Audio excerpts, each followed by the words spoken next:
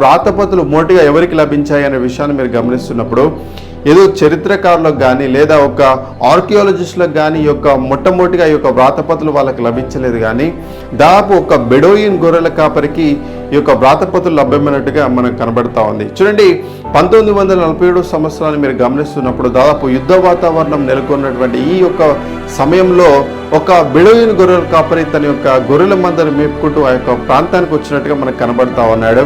అయితే తన యొక్క గొర్రెల మందలో ఒక గొర్రె తప్పిపోతూ ఉండడం, తప్పిపోయినటువంటి తన గొర్రె కొరకు తాను వెతుకుతూ ఉన్నటువంటి సమయంలో, తాను వెతుకులాడుతున్నటువంటి సమయంలో ఈ యొక్క గుహలకు వచ్చినట్టుగా తను కనబడతా ఉన్నాడు. అయితే తన యొక్క గొర్రె గుహలోకి వెళ్ళిందేమో అన్నటువంటి ఉద్దేశంతో తాను ఒక రాయిని తీసుకొని ఆ యొక్క గృహలో విసురుతున్నప్పుడు ఏదో కుండ పలిగినటువంటి శబ్దము అతనికి వినబడతా ఉంది. అయితే ఈ కుండ పలిగినటువంటి శబ్దాన్ని తను వింటున్నప్పుడు మరి ఇందులో ఏదైనా ధన్నిధులు దాచబడ్డాయి అన్నటువంటి కుతూహలంతో తాను ఆ యొక్క గుహల్లోకి వెళ్ళి తాను చూస్తున్న శబ్ద బాణాలు లేదంటే ఒక మట్టి కుండలు అతనికి కనబడినట్టుగా మనకు కనబడతా ఉంది.